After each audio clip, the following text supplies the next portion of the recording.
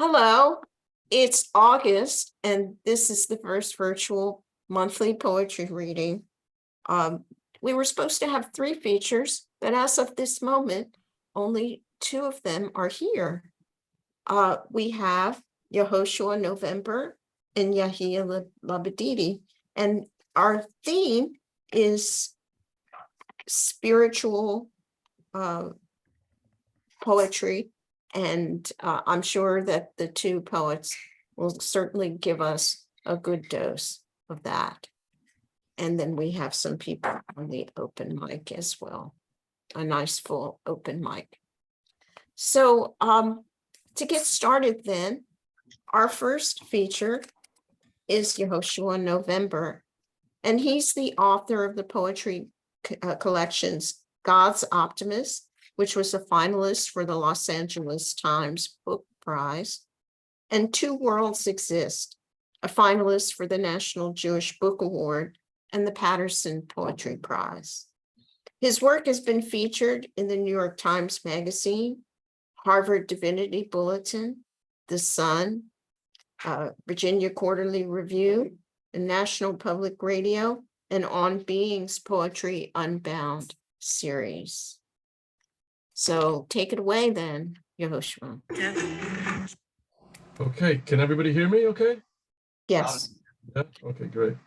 Okay, so I'll read some poems for my first 2 books, and then I'll read some new poems. Or actually, maybe I'll start with a new poem. This poem called Morning Prayer and the Waste Management Company. Morning Prayer and the Waste Management Company. And the poem was born out of just an experience where I was praying, and then the waste management company arrived while I was praying.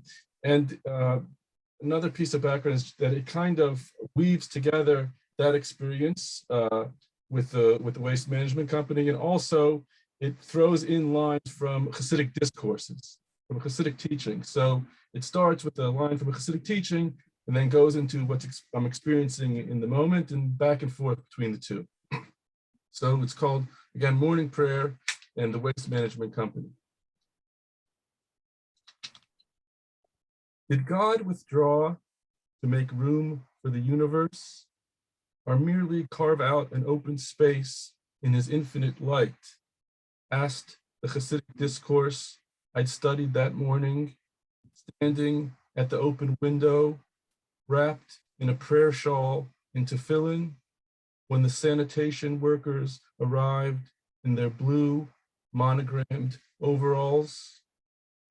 The men lifted the overstuffed cans above their heads and emptied the contents. Only the light was removed, the discourse answered. God's essence is at home equally in the sacred and the profane, finite and infinite, and is therefore always present.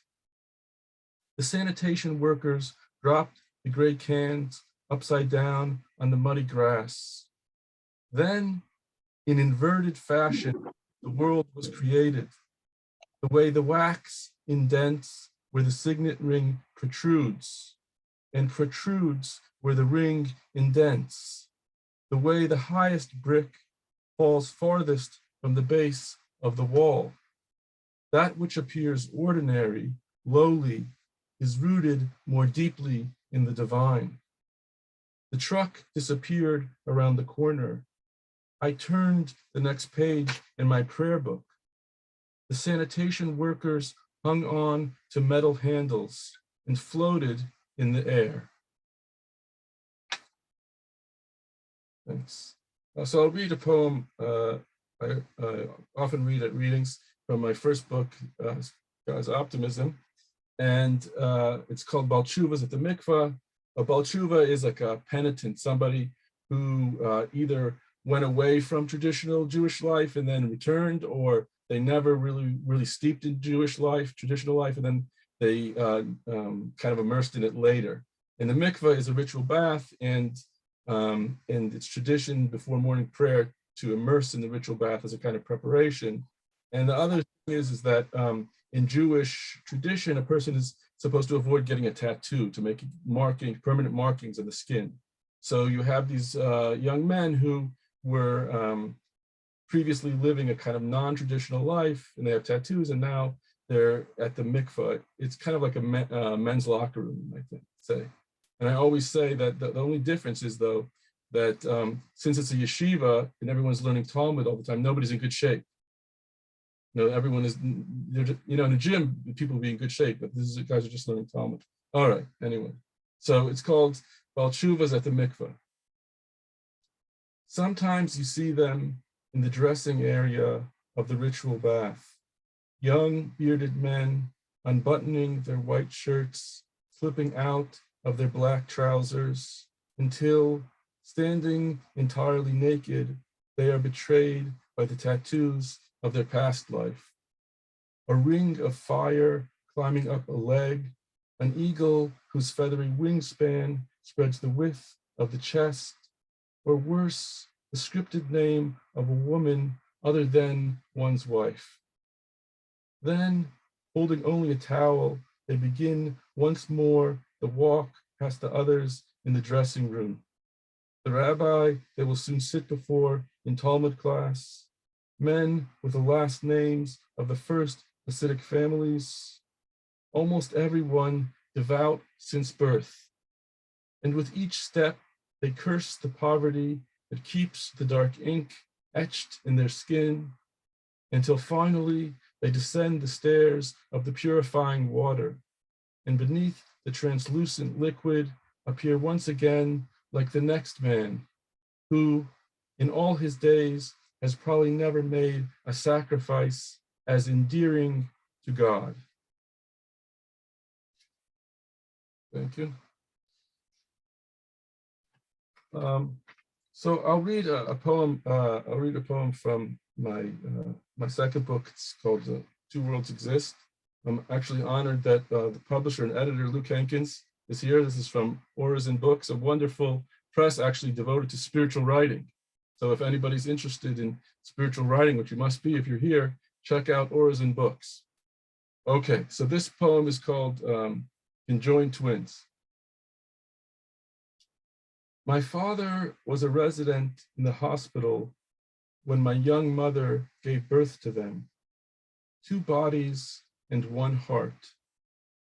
And hearing that the pathologists at that teaching institution were coming to learn the lessons science's rare cases could teach, my father turned the combination on his locker and concealed the stillborn baby boys in a box. Early the next morning, another Jewish resident stood over the bodies with my father, performed the ritual circumcisions in the silence of an unoccupied delivery room. Choose names you would not otherwise use, the rabbi had instructed over the phone. At the burial, my father asked why this had happened. Perhaps you are not as religious as you should be, the rabbi answered. And the answer plunged God into concealment for my father. I looked quickly and saw them embracing. My mother later said of the 2 boys who were to be born between Purim and Passover. One was named Mordechai, who gathered all the Jews when they thought they had been forsaken. And one was named Pesach, the holiday when all Jews, even idol worshippers, were freed, as long as they desired to go. And they left their bondage and arrived at the mountain, where the Midrash states they camped in the desert, like 1 man with 1 heart.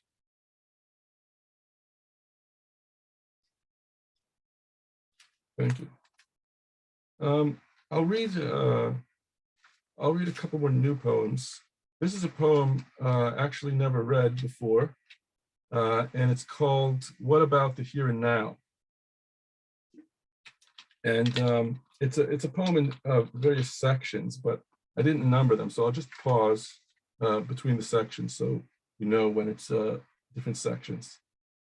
Okay, and it's kind of about when leaving finishing graduate school in poetry, then going to learn in yeshiva, and then having a family, and so on and so forth. Okay, so it's called What About the Here and Now? When you die, you will meet God, reads the billboard, foregrounding the stretch of industrial factories off the state highway on my commute home each night. When I was 24, I felt a great weight lift as I walked past New Life dry cleaners, Squirrel Hill snowmelt underfoot, and first believed in the Baal Shem Tov's conception of divine providence. Each leaf's falling, each turn on the way down is prefigured in, at each moment governed by, the divine imagination. The next week, a faceless force pulled me out of my chair in the Star Poets course on Apollinaire in the French Surrealists and placed me in a New Jersey yeshiva. In the study hall, a rabbi, thin as a reed, translated a Hasidic discourse on the world's non-existence. Creation relative to the Ein Sof is like a sun ray inside the globe of the sun itself. Because everything transpires within the divine, nothing occurs that is not fated. I sat motionless in my seat for 13 months. Once, after the day's last prayers, I was summoned to the payphone in the rundown yeshiva coat closet. Rabbinical students' dusty fedoras hanging on hooks. To hear my dark-haired wife whisper she was pregnant with our second child, our first son. A week before his birth, in need of employment, I crossed the bridge that led to Brooklyn, mythic city of my father's childhood, to discuss the metamorphosis with 20-year-old seminary students just returned from the Holy Land, who I suspected would take issue with their Czechoslovakian brothers' modernist conviction. A million random factors had come together just so to bury his life. Kafka passed away on the first day of the Hebrew month of Sivan, anniversary of the Jewish nation's arrival at Mount Sinai. The day, the Midrash says, all theological debates were set aside and the entire population camped in the desert like one man with one heart. The roles and faces here are unrehearsed, Zimborska wrote. Still, in my 19th year, I spotted my intended carrying a tray of steaming green beans to the serving station on our first kosher kitchen shift at the upstate public university. Thin arched eyebrows, long dark hair, a space between her front teeth, eyes backlit by a calm radiance I could not name.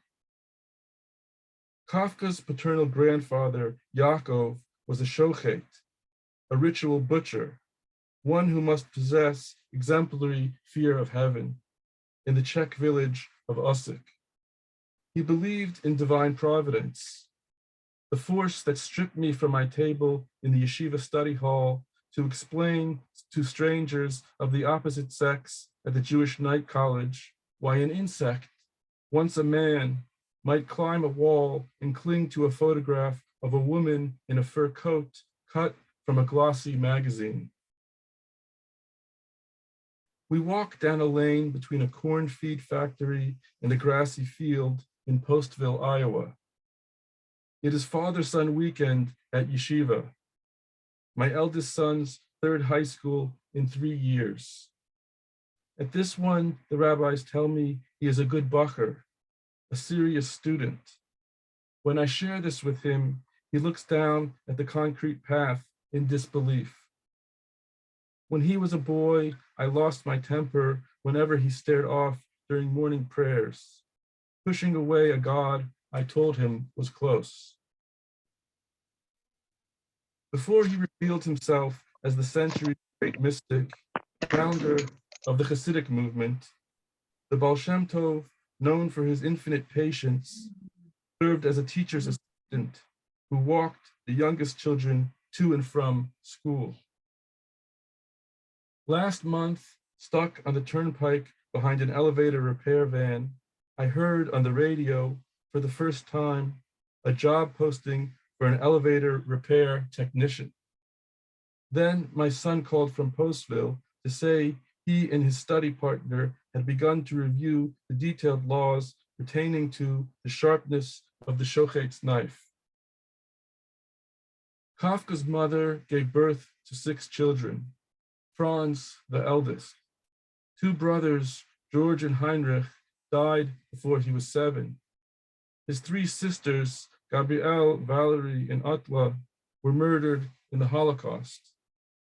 Those who believe a divine force oversees every detail are asked to explain the world's sadness, but they can't. It's over. I know it's very long, so just have to warn you that it's over. You probably thought it was never going to end. Okay, so I'll just read. I'll read one more, I guess, and this one's also a new one. It's called The Buttonhook.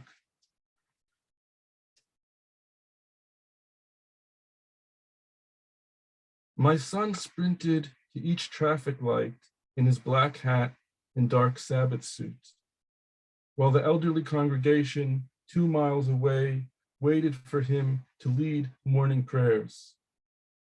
Moments earlier, after my final attempt to wake him, I stood at the bottom of the steps, unleashing dire predictions about how he'd fare in Yeshiva High School the following year, until his mother whispered in his ear, and suddenly he was in the foyer, putting on a scarf and coat, then running full stride past the mini-mart and corner gas station, and doubling back until I caught up to him, reminding me of a loyal pet, or the Buttonhook play my father called in our backyard football huddle. Run straight out, then turn back. The ball will be waiting for you. A week earlier, I'd screamed through the bathroom door, a rehash of the year's arguments, softened by 1,000 wooden fibers between us. The way the mystics say divine severity filters through countless intervening worlds before it reaches us in diminished measure. Oh, the terrible words I'd said about things he couldn't help. His belief that we get there sooner walking this way. And now he is crossing the bridge over the Hackensack River's dingy waters, Saturday morning traffic swishing by, wind stinging my eyes, and I run ahead to catch up with him. Thanks so much. Thanks, Robbie, for having me here. Thanks for listening. That was a beautiful set of poems. Thank you so much, Yohoshua, for coming and for reading. Okay, our second and last feature for today, because unfortunately Chase has not made it and I haven't received any email from her, so I'm a little concerned about what's going on with her. Yahia Lababidi, an Egyptian Palestinian author of 10 books, has been called our greatest living aphorist. He has contributed to news, literary, and cultural institutions throughout the US, Europe, and the Middle East, such as Oxford University, Pearson, PBS NewsHour, NPR, and HBO.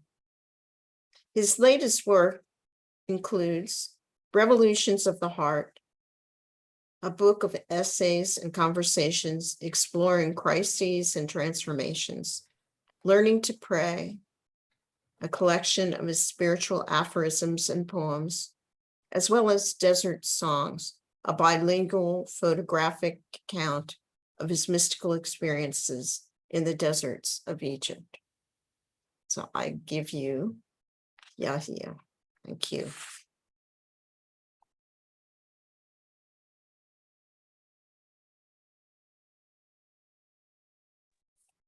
Unmute yourself. Yeah, there you go. You hear me now?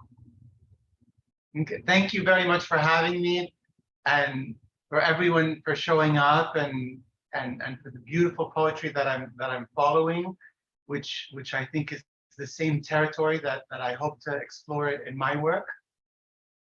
I won't be reading from Revolutions of the Heart, which is more critical thinking, more essays, but I will be reading from 2 slim volumes of collections of, I guess, what I could call poetry of longing. It's unmistakably spiritual. It's undogmatic. I hope that it doesn't belong to any one group and can be heard across all lines. The first one is, well, they're actually both, I just learned this term, Irish twins, meaning born within the same year. So they were both published within the last 9 months. And the newer one is Desert Songs. I don't know what I have. I have some strange view on my thing. I don't know if I'm blurred or not blurred. Okay, there I go. I think this is unblurred. In any case, so Desert Songs is a bilingual book. It's English and Arabic. And it's basically from retreats that I took in the desert of Egypt, not in any kind of structured way, but just going to empty myself of the city and its noise. And I'm fortunate to have photographs in here from a Moroccan photographer. So the desert is the desert, whether it's Egypt or Libya or Morocco. I'm going to read one poem from here, and it's called Desert Revisited. Under a whirling skirt of sky, streaming light and stars, groping for that tremendous hem, gingerly over quicksand, as though steadied beneath some tongue and dissolving, not the absence of sound, but the presence of silence. Or as if transfixed by a gaze stern, serene, surveying a dream, foreign, familiar, incorruptible starting point, inviolable horizon, where eye and mind are free to meditate perfection. There, begin to uncover, buried in dust and disinterest, the immutable letter, first of the Arabic alphabet, Alif. Under the ever watchful eye, fearsome sun, forgiving moon, bless the magnificent hand. All else is blasphemy, a lie. Experience quietude, the maturity of ecstasy, longing to utter that unutterable name. Only striving, supreme or pure, can ever hope to endure the absolute face, the awesome embrace. So that was from Desert Songs, and I'll set that aside for now, and I mean for today, and I'll read some more poems from Learning to Pray. Learning to Pray is another book of longing, of literary hymns, and it's basically poems. I went through my books over the years, and I realized that there was sort of this golden thread of yearning, which initially I was too afraid to stand behind or to claim, and I'd scattered or even obscured in different books. And then I thought it's a good idea to collect these sort of prayer poems, and also I added some newer poems and aphorisms to this collection. So I'll read a few of those. The first is the titular Learning to Pray, and if I can find it, I have stickers here. There we go. Learning to Pray. Long susceptible to the pious heresies of mystics, martyrs, and other fanatics, mad enough to confound themselves with God and declare it free of ego, those spiritually reckless creatures contemptuous of all rule books, traffic signs and speeding tickets. In such a hurry were they to arrive. No social drinkers, these revelers. They drank to get drunk alone, that they might stay that way, sobriety being the only sin. But what of us? Without stamina for such superhuman attention, or the patience to stand in line, inching towards the checkout, might we forge our own language until we speak in tongues by asking of our every action, does this or that please you?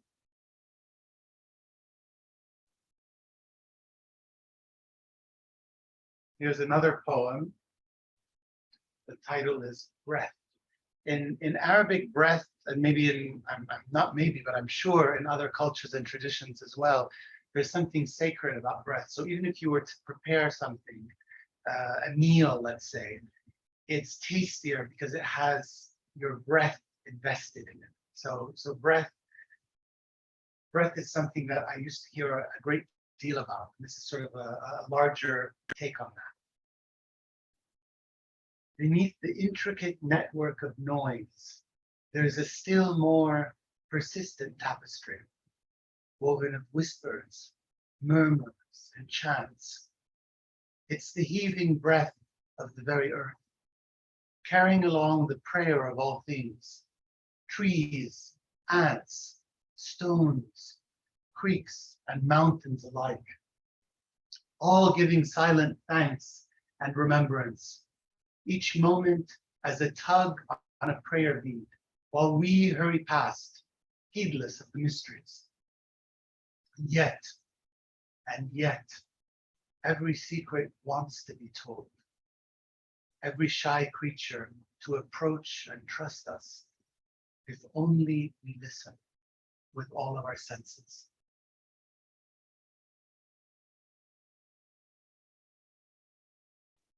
Not quite sure how to introduce this one, but it's about a kind of transition period. There's many, the Sufis have this distinction that they make. The Sufis are the mystical tradition within Islam, and they have this distinction they make between stations and states. A state is passing, a station is somehow more enduring.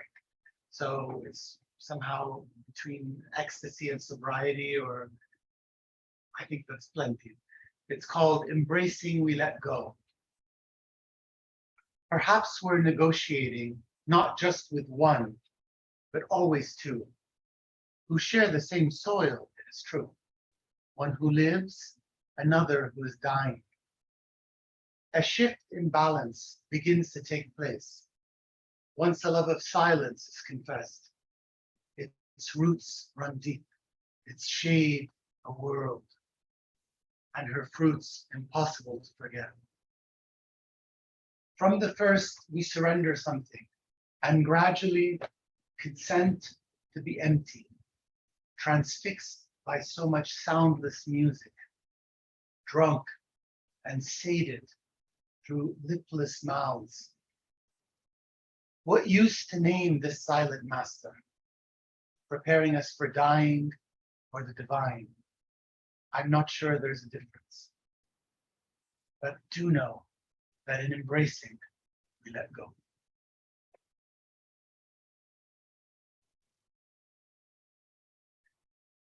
The next couple of shorter poems are in praise of hope and what poetry can do to affirm that, which I suspect is partly why we're here.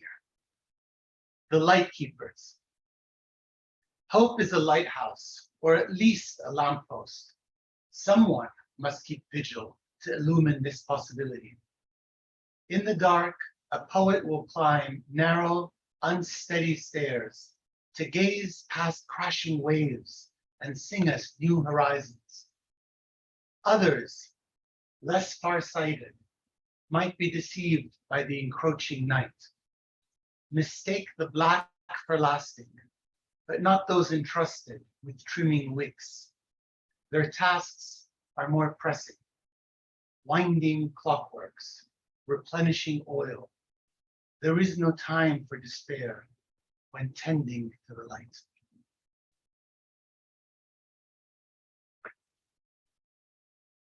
This is the flip side of hope. And we're nearly there. This is the penultimate one. It's one shy of me being done. Hope. It's not quite as it seems. It's slimmer than you think and less steady on its feet. Sometimes it's out of breath and can hardly see ahead and cries itself to sleep. It may not tell you all this or the times it cheated death, but if you knew it, you'd know how hope can keep a secret. Thank you for your patience. Thank you, Hedy. Thank you for indulging me. I love this. This is very nice. The clicker. Thank you very much. Thank you. And this is it. This is the closing poem. Summary. The hands were made to clasp, the knees designed to bend, the body created to pray. What else is there to say? The mouth was shaped to gasp, the eyes drawn to attend, the soul commanded to obey. What else is there to say? The memory was wired to lapse, the heart fashioned to rend, the will inclined to betray. What else is there to say? Thank you. Thank you very much. That was beautiful, and what a ending you put on it. Thank you, both of you, for beautiful sets of poems that went so well together. It was a pleasure to have you here. So now we will move into the open, and I'm not sure everyone who signed up is here. We'll see. I can always add myself back in. I wouldn't mind doing that. Victoria Toomey, are you here today?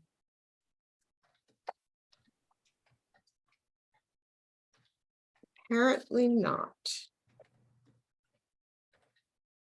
Well then, Dick Westheimer, it's your turn. It's 2 poems or 5 minutes, whichever comes first. Well, terrific. Thank you both for your readings. I had to change out one of my poems, so at least I end with a little hope, but my first one will start with a little despair because it's pulled from the headlines of, in this case, all of the threats against 2 Jewish law enforcement officers in the last couple of weeks, and how that feels from where I sit. It's called The Naming of Predator and Prey. Summer is done with its greening and moves on to dropping its messenger leaves, foreshadowing the times of falling. One I'm not sure I wish to be told. The movement of these clockwork seasons has a few stripped pinions and brings too many surprises lately. Just like that winter when coyotes returned to these parts, and we knew nothing would be the same, yet all would be as it was, which was not good for some. Rabbits, for example, taken down one by one. The deer now fear the packs which howl down the night, come in from behind. It seems, however, the fawns and does have gotten the message, are skittish and scarce now that autumn closes in. I think they set a good example for my kind that has seen jackals too. Jackals are never good news for us Jews. We've grazed safe around here in the spring and summer of America, rarely taken down, and then only in 1s or 11s. But these days, the predators are bolder, the packs more plentiful. They sway their heads, gimbaled on ravened bodies. In packs, they gather round their prey, slaver threats, plentiful as the lice they can't scratch free from. Yesterday, it was a judge who dared their God-man. Today, a synagogue shuts down in fear of the pack. There's more, but you don't want to know. It all seems so tame until you see one of these beasts close up. I have. A coyote as big as a dog out in the day. My deer hunter buddy said, if there's one, there's two. If there's two, there's four. You should not be out and about until I've got things under control. I knew what he meant. I'd seen his gun. Tonight, I hear howling from out in the hollow. I try to fall off to sleep to the screeching of owls. Or is that the cat? Did one of the coyotes take down the cat?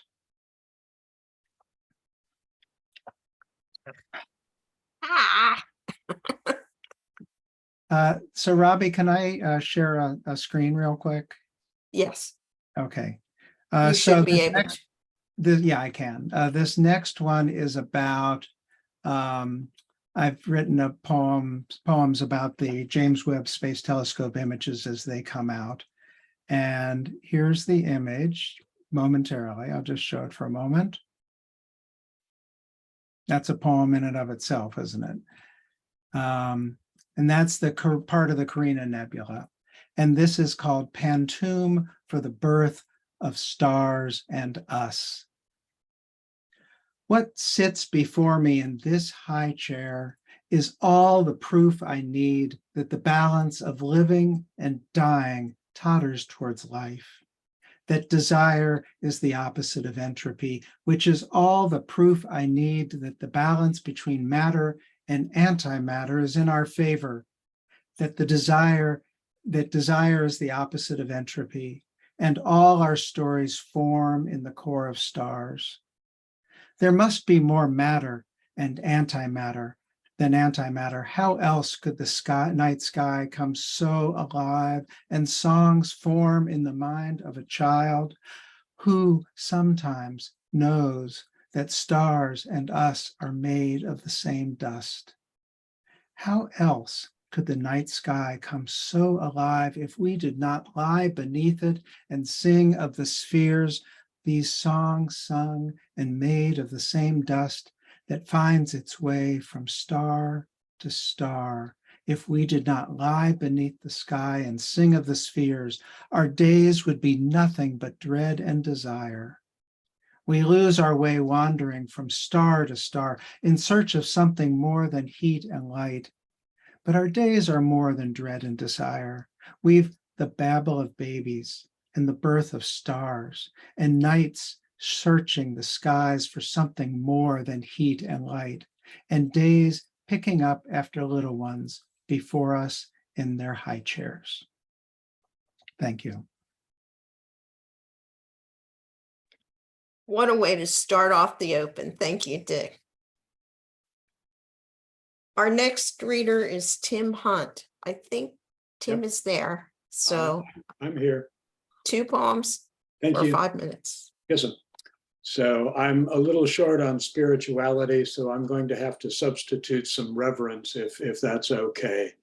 In my part of the California hills, I think at least we have a little of that. This one's called The Sunroom, and these are both from a book out this month called Voice to Voice in the Dark. There on the east wall, she says, between the windows, a photograph of my father holding a guitar and standing with 3 friends. I do not know what they called themselves when they played the Elks Club, Grange Hall, the Shucking Bee. I do not know what songs they played. In the mornings, as I drink my coffee, the light is bright around the photograph. In the evening, I can see their faces more clearly as they watch the sun pausing on its way home, chatting with the hills in orange and grays. Do you hear the music? I do not know what it is, but it takes many forms. And the second is called The Boy is Taken to the Soldier's Grave. This is for Howard Wilson, 1919, 1942. My great uncle died in North Africa during the Second World War. In that time when you are still so small that time is not measured, and death not yet a word, or perhaps only a word. The stone marker is like a tree or the turn in the road where the car rises, then dips on the ride into town. As the fog stands down and the sun comes on duty, the light shines up the hillside. That you understand, or rather know, even though you cannot yet read the stone's chiseled figures as you sense your father and grandfather standing back, their hands trying to rest, as if they are attendants to the silence that holds the others, your mother, her mother, and grandmother, in a stillness that means this is a special place. The white stones, each alike, aligned rank and file like, let's say, soldiers marching. And even though you are still in that time when time is not measured, you wonder whether you are inside the stillness or just outside it as you look across the regiments of death, lying at rest, let's say, or rather attention, arms at their sides, eyes forward, awaiting the next command. Thank you. Well, welcome to our open mic, Tim. It's the first time I believe you've read, and it was a pleasure. It is, and thank you for having me. You're welcome. Our next reader is Penelope Moffat. Hi, really enjoying the poems today. I did not know that there was a spiritual theme, that it's been a pleasure to hear the poems. The two that I selected to read are not especially spiritual, but one does have the word heaven in it, so at least there's that. They're both poetry postcard poems this is from the festival 2 years ago. This happens every summer. This one is called Snail Heaven. I just want to move slowly through the day and maybe night when they turn the sprinklers on. I yearn for clouds to manifest in summer's cerulean, unfortunately clear sky. Heaven is a patch of grass nobody dares to walk across because the dogs got there first. I'd like my days to mirror each other into infinitude. Too much to ask to ooze smoothly along a path I make up as I go. And the second poem is from this year's Poetry Postcard Festival, which is going on right now. I love the Postcard Festival. It's very free. The idea is to not judge yourself harshly. You just write poems, first draft poems onto the back of cards, and you send them off to strangers. And it's just a pleasure to do. And then the cards that you get in the mail is also wonderful. So this is a new one. In the field, also known as lawn, in front of the Redondo Beach house, I grew all manner of things to the neighbors' dismay. Cilantro near the curb, sage and buckwheat and woolly blue curls in the planter near the house. On the main lawn, creeping boobiala and coyote bush that formed a rising mound about the length and shape of a human grave. Thank you. That's it. Thanks, Penelope. Those were lovely. I love your postcard poems. Greg Bell. Uh-oh. What happened to you? I'm here. Okay. Hi, Robbie. Yes. I want to thank well, all the readers, but particularly Yohoshua and Yahia. Yahia, we kind of stumbled on one another on Facebook, and I've since become aware of your work. And I just must point out that I happened to carry this copy of Agni with me to the doctor's office last week, and was delighted to find your the interview of the Exquisites. Greg, I thought it was you and I wasn't sure. And so I wanted to do my research, but I'm so happy to hear that. All of that. All of that. I really enjoyed your reading, but also the read in Agni. Very much so. That's terrific, dear. Thank you so much. I really appreciate that, sir. You bet. And I think what I'm going to do is read. I'll start with two. I'm going to read two new poems. What Am I Missing? Is the title. As I sit on the balcony facing the ornamental pear tree in the shade of early morning hours, laptop perched, where else, and nestled, I plumb my email for the latest, greatest, direst news of the day or night. What did I miss yesterday? How shall I reply today? And above all, avoid the anguish of a world abounding in horrid disasters, the latest climate crisis, unprecedented flooding in Yosemite, warnings to stay indoors as a heat dome descends on much of these disunited states, looming water shortages, wildfires, or the latest mass shooting, just to prove how religiously and utterly exceptional this country really is. In rebellion against the tedium of my helpless growing grief, I lift my eyes to rest them for a moment, when what should draw my attention to that moment, to the gift of this present moment, but the darting of a picaflor. A female Anna's hummingbird hovers as if examining a crevice in the tree, and then a shadow play against the far moss-tinted wall of two black butterflies, wings yellow-tinged, that hover and orbit each other in angular momentum. The wall a dance, a quick time constellation, a flutter in mourning cloaks.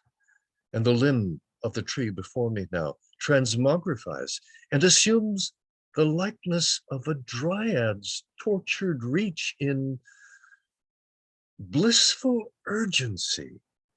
And Mama Hummingbird flits past, a plucked white blossom in her beak, on the way to feed her nestlings, as a rumble and rush of traffic assumes the coming roar of some great river.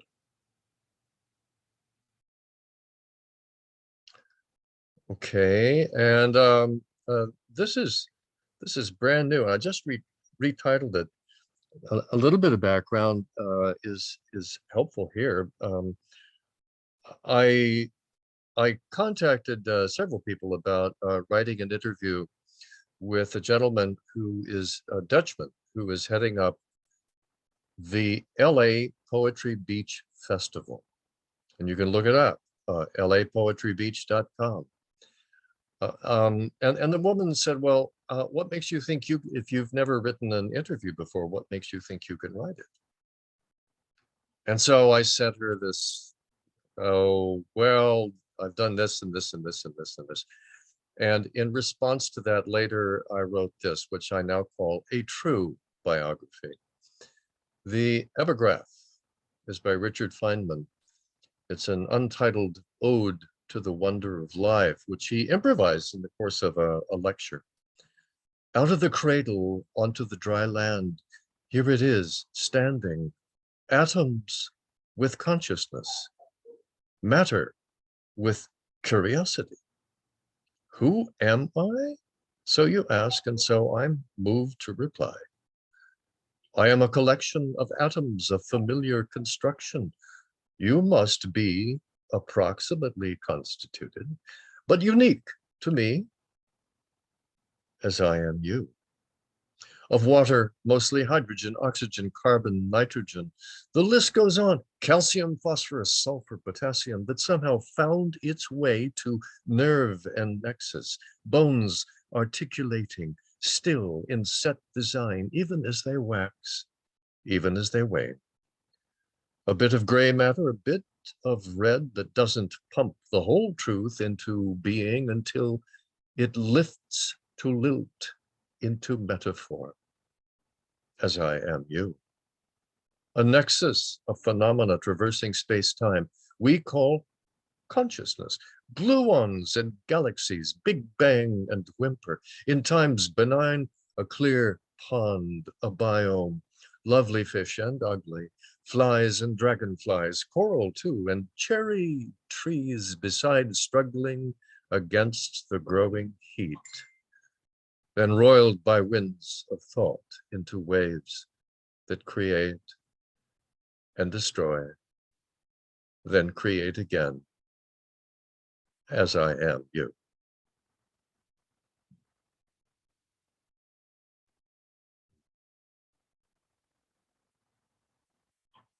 Well, thank you. Boy, we have some dynamite poems on the open today. I think we usually do. Our next reader is Margaret Duda.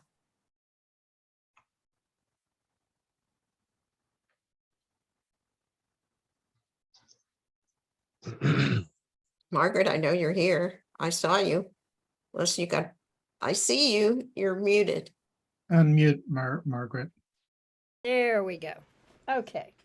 As most of you know, I'm the daughter of immigrants, and I had a most unusual bicultural childhood.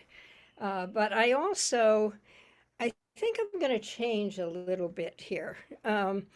I also took travel photos for the New York Times for 10 years. So I just have a fascination with anything that deals with film.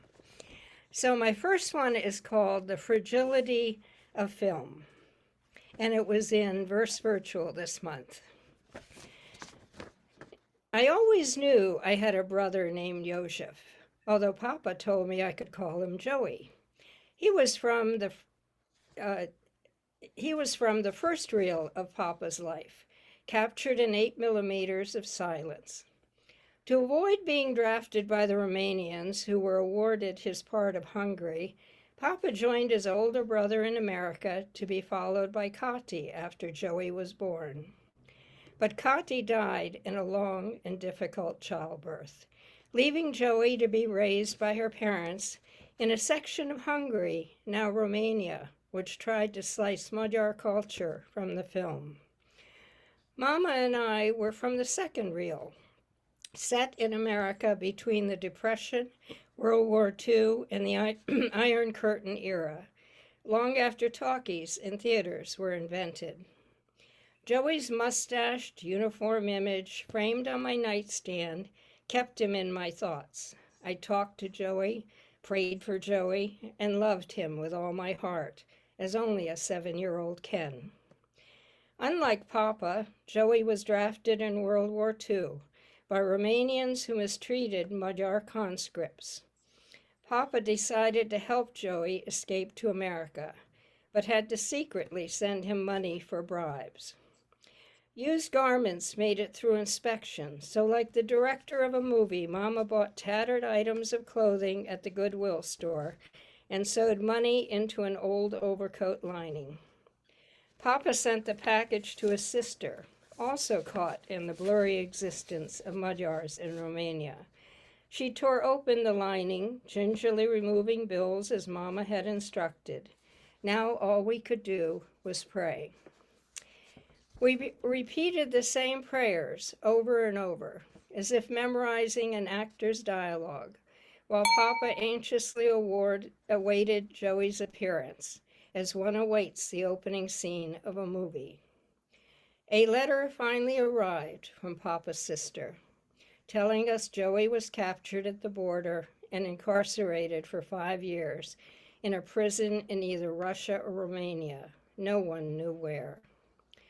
Papa was inconsolable, crying every night. Our life was never the same. After his release, Joey married, had a son, and sent letters, but never tried to escape to America again. Joey died at 50, leaving a wife and teenage son who spoke only Romanian we did not understand. It was as if the film of Joey's existence had faded, along with his last name, leaving only faint images of a brother I never met, but continued to love. And then I have one, would you like something that ends a little lighter, or would you like Welsh tea with Dylan Thomas? I give you a choice. Which would you like? Anybody? Whatever Something you'd like, Margaret. that ends a little lighter? That's what I said. Whatever you'd like. Oh, whatever I'd like. Well, the other one is another sad one, and we've had so many sad ones that I thought maybe I'd give you a little bit of something lighter. So this one is called The Hand in the River. It was the gentle sweep of his hand as he dipped it into the Mississippi, while I photographed the trombonist belting out Old Man River on the levee. Is it warm or cold? I called down. Warm, he replied with an accent. I changed lenses. Where are you from? Prague, he replied. Shot 6 more frames. Gorgeous city. I tipped the trombonist, put away my gear, saw him bound up the levee. You know Prague? Disbelief in his voice. I laughed. I'm a travel photographer. Can we talk? I am Jiri. Kind eyes. Kate. An engineer from communist Prague, he lectured at a symposium in Canada, but could only bring $400. After his meeting, a 10-day bus pass took him around America for $250. He slept in the coach, burning rubber by night, and spent $10 a day on fast food. I admired his ingenuity, his self-sacrifice. He had seen more of the States than I had. Join me while I shoot the old cemetery and I'll buy you dinner. A look of jubilation. As I shot the stacked vaults of the Creoles and sun-bleached crypts of plantation gentry, the syncopated rhythm of ragtime and blues enveloped us in the city of the dead. Back in the Beau Carré, I chose a lacy wrought iron balcony for people watching and ordered hurricanes to sip as we talked over gumbo Yahia and crispy fried oysters.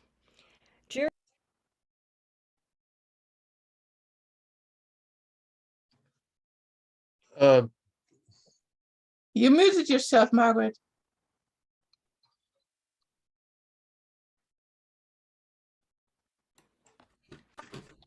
Where did I stop? Where did I end? Fried oysters. fried oysters, Oh, yeah. Okay. All right.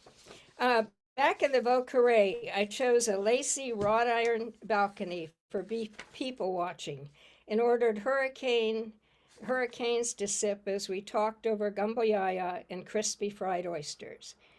Jerry closed his eyes to the smooth, soulful jazz as he savored blackened redfish smothered in crawfish etouffee, followed by bananas Foster. Suddenly, a moan as he glanced at his watch. Wait, there's a shortcut. I left money on the bill, led our way through back alleys. He retrieved his case, handed me his number on a napkin. Call me, Kate. He boarded the bus, departed in a hiss of compressed air. Too early to retire to my slave quarters B&B, I strolled along the levee, heard the trombonist charming even the river with his improvisations. I smiled and planned my next assignment to Prague. Thank I thought you. we needed a smile. Yeah, well, you took us some places. Thank you very much for that. And I'm sure that Hetty will continue in that vein. Hetty, it's your turn.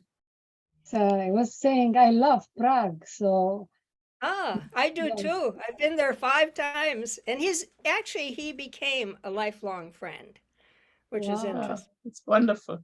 Well, was I very wasn't as lucky, only 10 days, but they're very memorable, 10 years ago. So hopefully Ah, I'll go back. I'd like to thank you all. It's been delightful, every poem.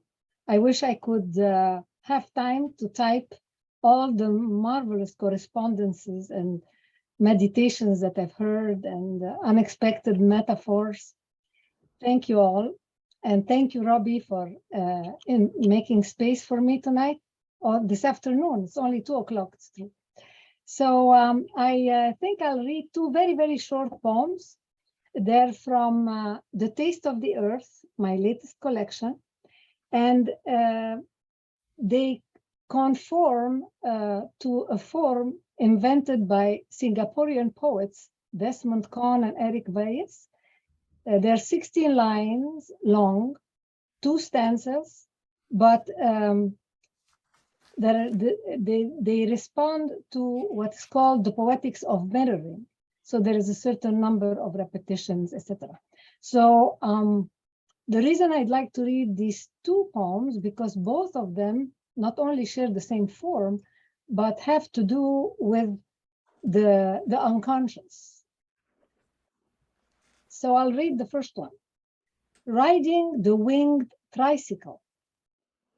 When Saturn's 3 crescent moons enter their wild dance, I see myself riding the winged tricycle of my youth towards an open nave that grows into a caravel, flaunting my winged effigy on its prow, a figurehead that appears as the centerpiece of a gilded triptych, while concentric dark brushstrokes around my wide open eyes convert me into a revered icon.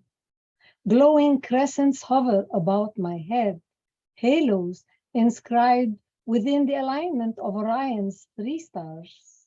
Ominous signs tell me that age is but an illusion, that I can ride that small bike, soar, heady with my childhood dreams, dizzy with the illusion that past, present, and future come together at once.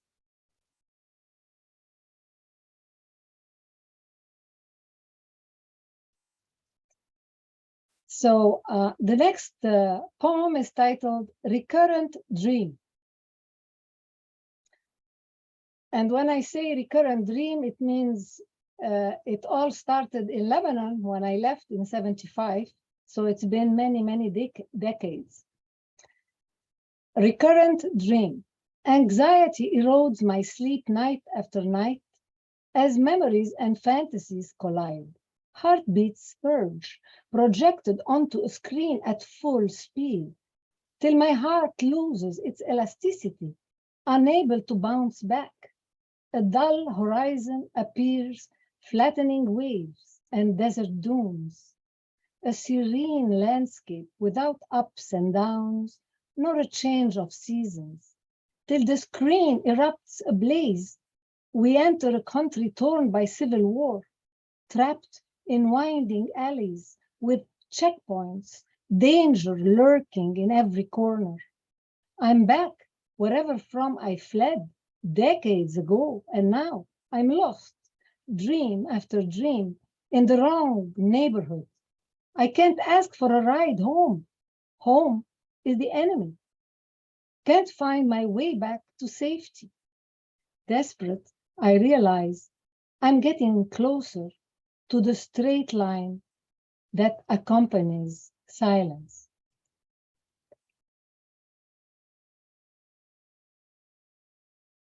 Thank you, Hetty. I'm glad you could join us this afternoon. Rosemary Bone. I'm Rose has- ready. Yeah, I'm There she here. is. I'm unmuted and I'm ready. And I show you all my new book from which I'm reading. And I bring you all down to earth because after all these grand thoughts, spirituality, and wonderful images, I'm exploring the human relationships, and it's not always nice. The first one of the two I'm reading is called Enlightenment in the Parking Lot. And you will know exactly what it's all about. You curl up in the corner of the washroom without concern about the urine on the floor. And you hear hot voices and cool riffs leave through the door of the village barn where they celebrated your getting hitched to husband number 3. While you were pensive and wondered, he stumbled drunk into your best friend, holding onto her tits to soften his fall. You lick salt and hug yourself, not caring about the bruises. Then you lift yourself slowly, because your body is heavy, and you walk out unseen through the back entrance. You kick off your heels, your head clears some, and when you get to the parking lot, you're not sure where you'll be driving, but you know you won't die again. And my second one also explores relationships or the end of them. Seems to be a recurrent theme in my work. Early dawn. At this hour, the world is dark and empty. Her toes don't have to touch the cold stone floor to understand the value of a warm bed. She doesn't have to lift the curtain to confirm the green mix of pale yellow street lamps and the first blue morning glow. She turns over, reaches across for his body, and her hand finds no purchase.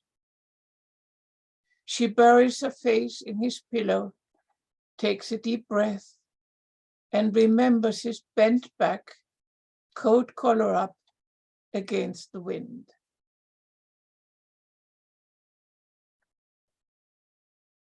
Thank you. Rose, can you put links to your books? I will do that right away. Thank you. And then if you don't mind, I will cap the reading off with a couple of poems. I know there are more folks who want to read, but we tried to keep it short, but please do come back another time if you don't make it onto this open. I'm going to insert myself, and I'm sorry if that seems crude. Okay. I've got a couple of poems. One is ekphrastic. I'll start with the other. Oh.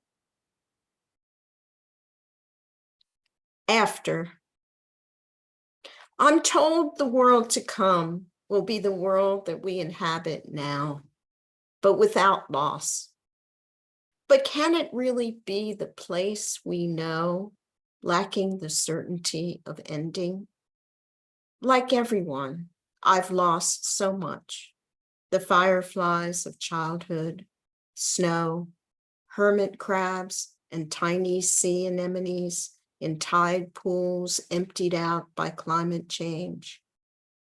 I've lost my parents, most of my aunts, all my uncles.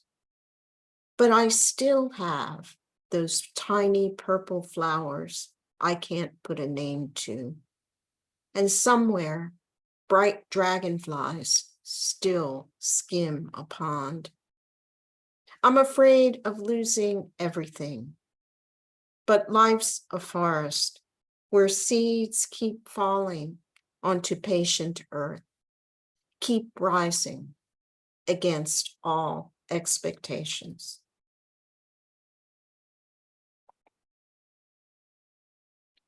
Thank you. My last poem and the last poem of this reading will be an ekphrastic poem.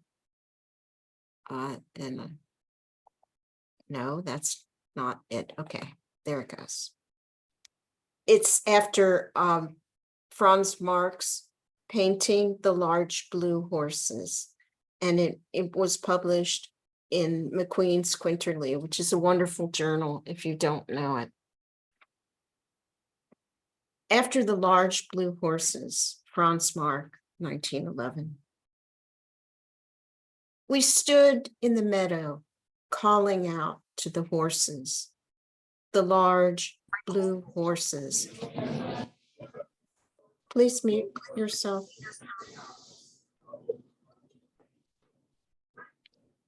Just a minute, I'm going to.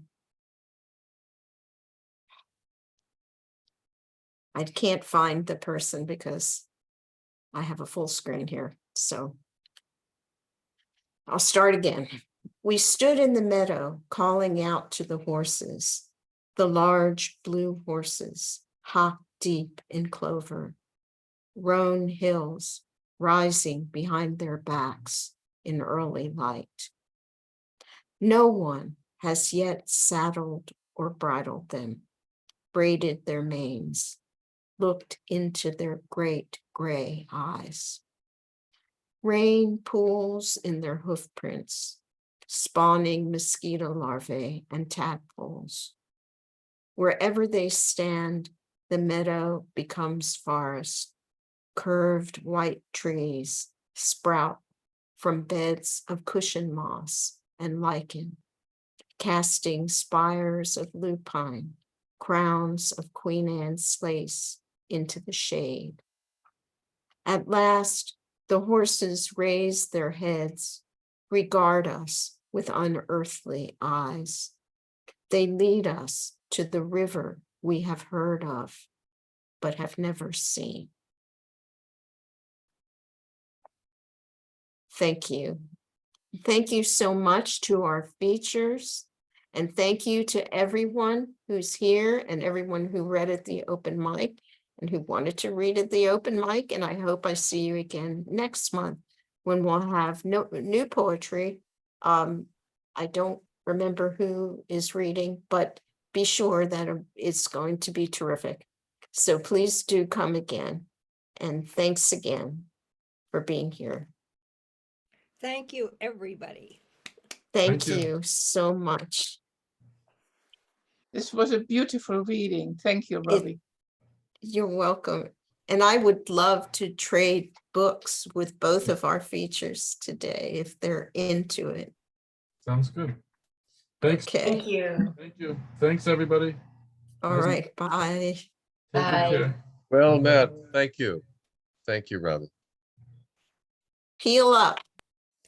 You bet. You betcha. I'm waiting to hear from the plastic surgeon. Oh, well. Onward. Well, at least if they got rid of the skin cancer. That's rid of what's it. important. Yeah. Well, Yeah. take care and I'll see you again soon, I'm Good sure. luck. Well met again. Bye. Good luck.